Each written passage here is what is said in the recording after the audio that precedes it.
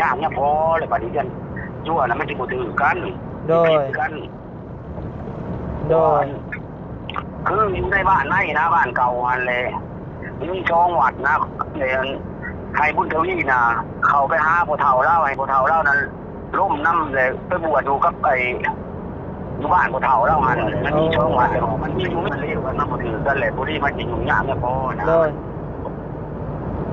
ตัวก็ดูเก่าแล้วก็ช่ององค์เนี่ยโดยมีแต่ไว้พุทธวินั้นไปล้มน้ำผู้เฒ่าเพิ่นอยู่บ้านในเด้อโดยที่ว่าอันทั้งเบื้องอันวัดอันใกล้เฮือนน้องบุญทวีนี่นะพอล้มเรียบร้อยแล้วเนาะล้มทั้งไอ้บ้านเขาแล้วล้มทั้งการจะต่างเขาก็ล้มแล้วโดยและเพิ่นว่ายันอันอยู่นั่นมันมีจัว2 องค์แล้วเนาะแล้วยันเพิ่นเขาไปบวชอยู่คุณก้อนสมุนว่านะเขาไปบวชอยู่คุณอะไรเพิ่นบ่มีจั่วเพิ่นเอาคันว่าโดยอยู่แล้วเพิ่นหรือว่าบ่เพิ่งไปแล้วก็เดาว่าจั่วอยู่นี่เลยอันเพิ่นง่ายนี่หรือว่าเพิ่นคิดแล้วจะขอมาอยู่นำเพิ่นใหม่อ่ะนะโดยไปบวชท่าอยู่คุณก็ได้บวชคนที่ว่าเพิ่นยังบ่มีจั่วไปถามเรื่องในบ้านเนาะเดี๋ยวเพิ่นก็ไปถามแล้วเรียบร้อยแล้วแหละเนาะ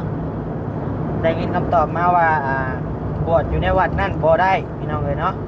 เพราะว่าทางบ้านเพิ่นก็ว่ามีเนนหรือว่ามีจัว2 องค์แล้วว่าซั่นเนาะก็ยังเจียเข้าไปอีกยันยังพ่อเพิ่นบ่ไหวว่าซั่นเนาะยันบอกยากสอนยากพี่น้องเอ้ยยันตัวขี้ดื้อก็เลยว่าเพิ่นบ่ฮับเนาะพี่น้องเนาะก็เพิ่นแนะนำว่าให้ไปบวชอยู่ในบ้านพ่อเฒ่าพุทธว่าซั่นเนาะได้เฮือนมอต่อพุ่นละพี่น้องเอ้ยวัดนั้นน่ะบ่มีเนนมีแต่ยะพ่อว่าซั่นเนาะบ่มีจัวเนาะสิได้เดินทางกลับแล้วบ่นิวก็ขอโทษนำหลายๆเด้อพี่น้องเด้อเนาะบ่ได้ไปส่งเพราะว่าเพิ่นไปนอนสวรรค์เนาะพี่น้องเนาะเพิ่นไปนอนในเมืองแหละมันมีแยกตัดไปมันอยู่มันคนละทางเลยเขาอยู่ผ่านทางพี่น้องลาวใต้เดินทางปลอดภัยเด้อเนาะทางลูกพี่กับทางแม่เพิ่นเนาะเดินทางตลอดปลอดภัยคือว่าเพิ่นมารอบนี้ก็เป็นรอบแรกของเพิ่นเนาะพี่น้องเนาะก็เลยว่า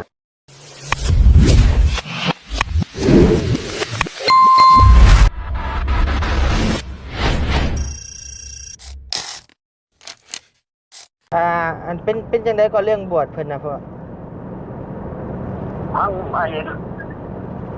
นนี่เพิ่นเลยไปถามกันแล้วแหละเนี่ยเพิ่นว่ามันจั่วหันมันอยู่หันมันก็ช่ององค์แล้วเขาเจ้าว่าไม่สิบวชไปตื่นในย่านมันยากเนี่ยพอเลยบัดนี้กันจั่วน่ะมันสิบ่ถือกันโดยคืออยู่ในบ้านในนะบ้านเก่าอันเลยมีช่องวัดนะเนี่ยไทยบุญทวีนะเขาไปหาพ่อเฒ่าเล่าให้พ่อเฒ่าเล่านั้นร่มน้ำเลยไปบวชอยู่กับไปอยู่บ้านพ่อเฒ่าเล่าหันมันมีช่องวัดแต่มีชั่วจะองค์เลยอันนี้แต่ว่าวัดหนึ่งอันนี้แต่เนี่ยพอผู้เดียวนะอยู่โดยแล้วพุทธวีนะไปร่มน้ำพ่อเฒ่าแล้วพ่อเฒ่านะไปหาเขาเกเนี่ยโอ้มเขาอยู่ในบ้านนะเขาชี้เอาหรอกเพราะว่าเขาบ่มีชั่วอยู่หันเลยโดยแล้วก็ใครพุทธวีนะเขาไปร่มน้ำพ่อเฒ่าแล้วแต่พ่อเฒ่านะไปหาในบ้านเขานั้นเพราะว่าเพิ่นนั้นบ่มีชั่วจะองค์อยู่หันเลยมันก็ทีสงบกว่าเพราะว่ามันมีแต่คนผู้เดียวได้อยู่ในวัดแต่ละวัดช่องวัดหันเลยให้พุทธวีนะที่บวชอยู่วัดในลุมบ้านลุมหรือบ้านเทิงก็ได้โดยแล้วเพิ่นเข้าไปแล้วให้พ่อเฒ่าเพิ่นนั่นแหละพาไปโดยเพราะว่าพ่อเฒ่าเพิ่นก็อยู่บ้านนั้นในอะไรบ้านผู้หนุเคียนนะคันว่าเพิ่นสิบวชอยู่บ้านเทิงให้พ่อเฒ่าเพิ่นไปล้มให้อยู่บ้านเทิงนั้นเพราะว่าทุกอยู่ตัวเทิงน่ะก็บ่ได้มีชั่วเลยมาอยู่วัดบ้านผู้ลุงก็บ่มีชั่วโดยไปบวชสบายที่สะดวกเพราะว่ามันอยู่ดีก็คือว่าแล้วมันชั่ว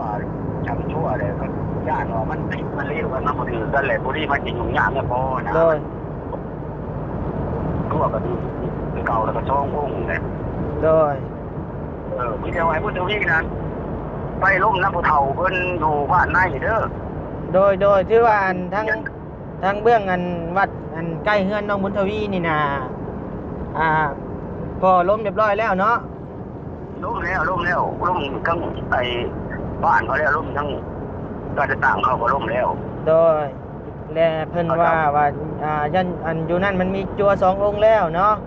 แล้วยันเพิ่น ถ้าเราไปบวชอยู่คุณก้อนสมมุติว่านะถ้าเราไปบวชอยู่คุณอะไรเพิ่นบ่มีชั่วเพิ่นเอาคันว่า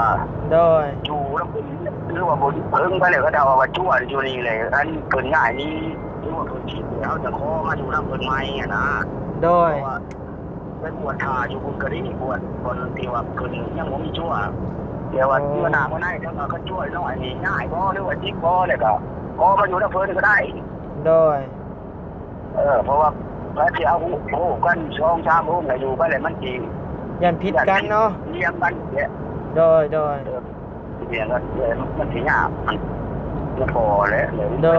เขาไม่รู้มันแล้วคนเฒ่าคนอยู่ในบ้านนะเด้อ โดยพ่ออันขอบใจหลายๆเด้อที่แลนให้ ขอบใจหลายๆโดย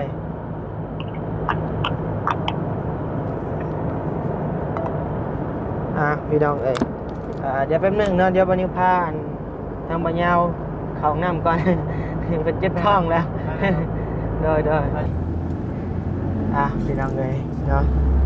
เมื่อกี้นี่กะ บายดีเด้อ สำหรับดีเด้อพี่น้องเด้อเนาะทางเมื่อกี้นี่กะทางพ่อเฒ่าพ่อลุงน้องบุญทวีพี่น้องเอ้ยเนาะเพิ่นโทรมาบอกเรื่องน้องบุญทวีสิบวชนั่นแหละพี่น้องเอ้ยเนาะเพราะว่าทางบ่าวนิวเข้าไปหาลุงเพิ่นให้ทางลุงเพิ่นดำเนินการไปถามเรื่องในบ้านเนาะแต่ว่าเพิ่นก็ไปถามแล้วเรียบร้อยแล้วแหละเนาะได้ยินคำตอบมาว่าบวชอยู่ในวัดนั่นบ่ได้พี่น้องเอ้ยเนาะเพราะว่าทางบ้านเพิ่นก็ว่ามีเนนหรือว่ามีจัวสององค์แล้วว่าซั่นเนาะก็ยังเจียเข้าไปอีกยันยาพ่อเพิ่นบ่ไหวว่าซั่นเนาะ ยันบอกยาก ยันบอกยากสอนยากพี่น้องเอ้ย ยันจัวขี้ดื้อ จัวขี้ดื้อก็เลยว่าเพิ่นบ่ฮับเนาะพี่น้องเนาะก็เพิ่นแนะนำว่าให้ไปบวชอยู่ในบ้านบ่เฒ่าพุทธว่าซั่นเนาะได้เฮือนบ่ต่อพุ่นละพี่น้องเอ้ยวัดนั้นน่ะบ่มีเนนมีแต่ยาพ่อว่าซั่นเนาะ บ่มีจัวเนาะ บ่มีจัวแต่ว่าบัดนิวเข้าไปมื้อนั้นน่ะไปถามมันพอเฒ่าเพิ่นน่ะเพิ่นว่าตัดบ่ได้แล้วว่าซั่นเนาะเฮ็ดแนวใดบาดนี้พี่น้องเอ้ย จังว่านะฮู้กันบ่ฮู้ดีตัวนี้น้อง ก็จักสิแนวใดแล้วพี่น้องเอ้ยดึงไปบวชอยู่วัดบ้านเฮาบ่ดิ อยู่บ่ได้เลยยังนักเลยอยู่จังอยู่ไกลบ่ได้ต้องอยู่บ้านเจ้าของก่อน จะสิว่าในใดบาดนี้พี่น้องเอ้ย บ่ต่าง ยากพี่น้องเอ้ยเนาะคนอยากถือศีลก็ได้ มันมีกรรมบ่ บวชก็บวชยาก บวชก็บวชยากวัดบ้านเฮาน่ะเฮาบวชน่ะบ่มีหยังได้เฮาบวช บ่ล่ะเล็กก็บ่ล่ะมีหยังแหน่ครับเพิ่นง่าย แม่น เพิ่นบวชให้เพิ่นบ่ได้ยาก แม่นเฮาตอนเฮาบวชน่ะมีแต่พ่อเฮาเพิ่นไปบอกในบ้านปึ๊บแล้วก็เข้าบวชเลยภายในมื้อเดียวเลย จะมีเพิ่นบ่ได้มีหยังมาก บ่ได้มีใบหยังเลยของเฮาน่ะบ่ได้มีใบบวชใบหยังมีแต่ลูกในบ้านหลายในเฮือนเพิ่นก็ปึ๊บเข้าโลดแต่จัวเพิ่นก็มีหลาย10กว่าองค์ผม เคยบวชจักมื้อจ้ะ เฮาบวชได้8มื้อ โอ้ เฮาน่ะแรกๆว่าอยากได้หลายมื้ออยู่แต่ว่ามันเรื่องงานนี่แหละก็เลยว่าได้แต่8มื้ออันที่จริงเพิ่นว่าหลักๆมัน7มื้อคือว่าอยากบวชให้มันเกินนะแต่มันเฮ็ดบ่ได้บัดนี้ จะออกก่อน แม่มัน8มื้อสิเข้า9มื้อนะไล่8มื้อ8คืนเด้เข้ามื้อที่9ก็เลยว่าได้ชิกก่อนเพราะว่าเวียกงานก็หลายช่วงนั้นหักม่วนบวชนะ บ่เคยยัง มื้อแรกชินบ่จับน่ะหิวข้าวจะอยากห้องโอ้ยเอ้ยไปเอาแจ่วมาม่ามาผสมกับน้ำสดกินน่ะ อย่างมันมีในปากเด้มันนัวๆในปากเด้ น้อย พอบรรเทาไปจังได้นอนได้ มามื้อที่2มาไปกลางคืนเนาะไปไหว้พระกลางคืนเนาะ น้อย แล้วก็มาไหว้พระเช้าแล้วชินจับบัดนี้ บ่ฮู้สึกว่าอยากเข้าบัด อืม บ่เชื่อก็เชื่อได้พี่น้องเอ้ยเวลาสินจับเอาแล้วมันสินั่นแหละพี่น้องเอ้ยเนาะมือแรกสินบ่จับนี่ก็บ่โอ้ยหิว อย่างมันดื่มเด้ มันบ่ลื่นนอนก็บ่อยากรับกูแล้วยานผีนอนรถกุฏิรถเจ้าเห็นแล้วว่ากุฏิสามเหลี่ยมกุฏิแก้วนะ อืมไว้นอนนำกันบ่สิ ก็นอนนํกันอยู่แต่ว่า นะครับบ่ดื่มเนาะ บ่ลึงเด้มันกุฏิรถกุฏิสามเหลี่ยมประเทศคือแบบโฮมอันโฮมสเตย์นี่แหละ โดย เป็นแหวนแก้วแนมทะลุออกไปเว้าเออ แต่ว่าคือมื้อนี้เนี่ยบ่ปานใดแล้วมันบ่คือตะกี้เนี่ยอยากย้านพี่น้องครับเพราะว่ามันเป็นแต่ย่านกว่ามื้อนี้ตะกี้น่ะพี่น้อง โดย แล้วก็ปฏิกองแรงอันกองเลิกบ่ได้อย่างกัน โอ้ยหมาหอนนี่บ่เว้า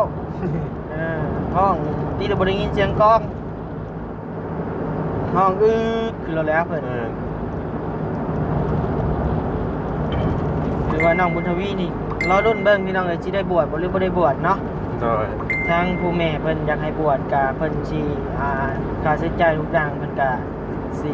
ส่งมาให้ก็ผู้อยากเฮ็ดบุญนำกันหลายแต่ว่าผู้บวชกันบวชยากพี่น้องเอ้ยคะแนนไปบวชอยู่วัดบ้านเฮาก็ได้อยู่คะแนนว่าทางเฮารับผิดชอบนะทางเฮาเบิ่งแยงคะแนนเป็นยังมากับเฮาหั่นนะ ได้แต่ว่าน้องเพิ่นก็สิบ่ไปอีก บ่ไปอีก เป็นข่อยก็บ่ไป ใกล้บ้านดิ โอ้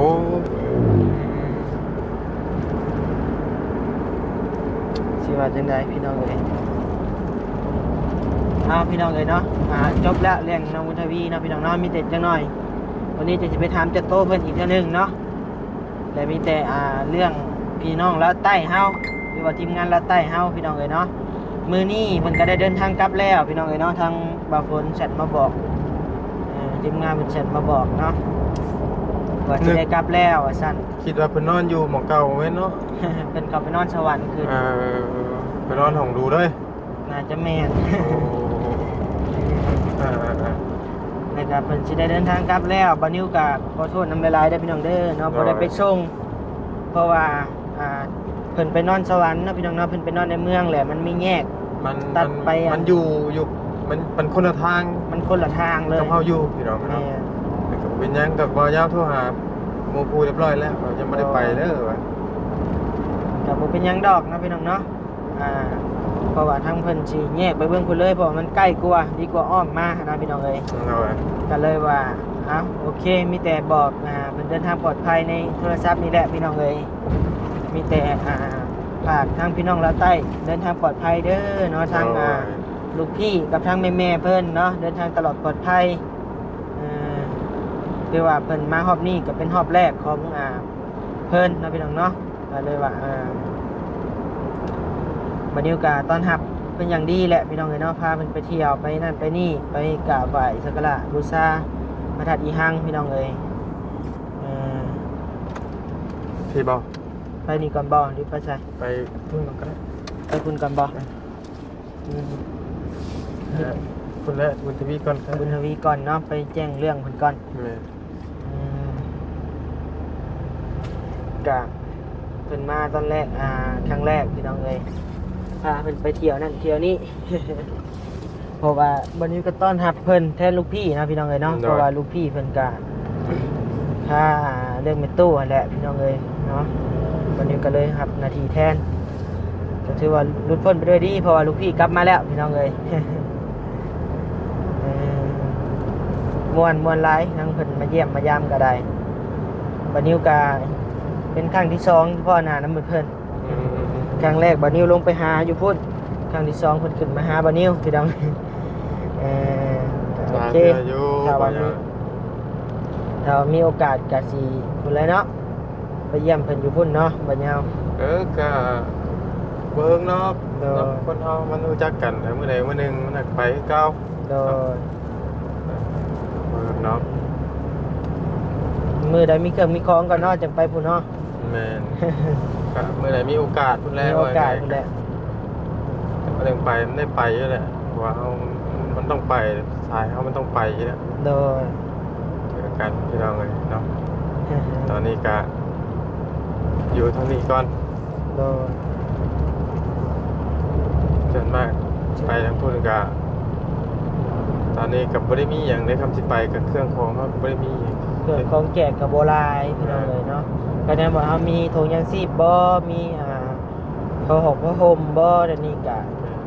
ผมมีเงินเติมมันลงไปพุ่นนะพี่น้องว่าตรงๆเลยนะ แม่พี่น้องเลยเนาะทางบานิวกะ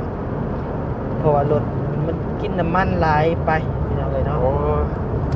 กับว่ารายได้เฮามันกับบ่ได้บ่พอน่ะพี่น้องเลยขนาดว่าเฮาอยู่บ้านนี่ก็ยังได้จกขึ้นน้ำแน่บางเดือนน่ะ